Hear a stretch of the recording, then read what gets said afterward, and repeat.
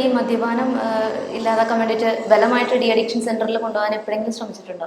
ഇല്ല, ഞാനതങ്ങനെ പുറത്തെവിടെയും പറഞ്ഞില്ല എന്നുള്ളതാണ്. കാരണം ഞാൻ പറഞ്ഞല്ലോ, ഒരു ഓക്കെ പറഞ്ഞില്ല. ഇപ്പം ഞാൻ പറയൂലായിരുന്നു ഇപ്പോഴും. അവള് ലാസ്റ്റ് പ്രൊവോക്കിങ്ങിലാണ്, അതായത് ഇന്ന് രാവിലെയും അവൾ പറഞ്ഞ തന്നെ ഞാൻ ചെയ്യണമെന്ന് പറഞ്ഞു. ഒരു കോംപ്രമൈസിനും തയ്യാറാവാത്തപ്പോഴാണ് ഇത് പറയേണ്ടി വന്നത്. ഈ അതായത് ഇപ്പോൾ പറഞ്ഞല്ലോ മദ്യപാനം എന്നൊരു ശീലമാണ്, എപ്പോഴും അങ്ങനെ മദ്യപിക്കുന്ന ഒരു ശീലം ഉണ്ടെന്ന് എൻ്റെ അറിവിൽ ഡെയിലി ഉണ്ട്. അപ്പോൾ നിങ്ങൾ ഒരുമിച്ച് താമസിച്ചപ്പോഴൊക്കെ അതെങ്ങനെ അഡ്ജസ്റ്റ് ചെയ്ത് പോയത്? കാരണം അതൊക്കെ ഒരു ചോദ്യമാണ്. ഒരു പരിധിവരെ ഞാൻ മാറിക്കിടക്കും. ചില ദിവസങ്ങളിൽ അവർ എന്നെ പ്രതി അത് ഒഴിവാക്കും.